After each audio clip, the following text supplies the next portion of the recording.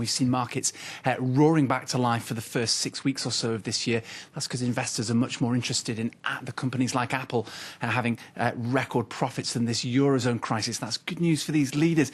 But there's also been too many false dawns for many of these investors, and they simply think they've seen it all before.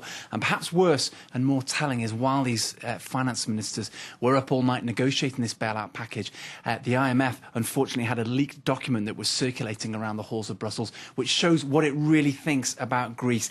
There were three principal things in this document. The IMF thinks that Greece might not be able to stand back on its own 2 feet for years, that will need years and years of help, of bailouts and so on, that there's no investor confidence in this country, that even should Greece get out of this crisis, investors have been so scared off by what they've seen over the past couple of years, they may never want to buy into this country again.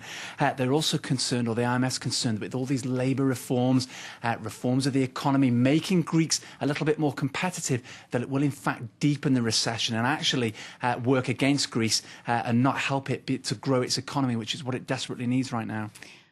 Oh, and it does seem like things are all right for Greece in the short term. It has averted this threat of a default next month. But what happens when that money runs out concretely? Where do we go from here? Well, you nailed it, Jeannie. The short term is what it's all about and what it's always been about over the past couple of years. Just looking to the next month or so. Now, what we should see happen over the next month is that the Greek government and the ECB and the IMF will conduct what's known as a bond swap. They'll give investors new bonds at a lower rate of interest over the next 10 years in return for giving the Greece a little bit more breathing space. If they've got the maths right, they should be okay until around 2020.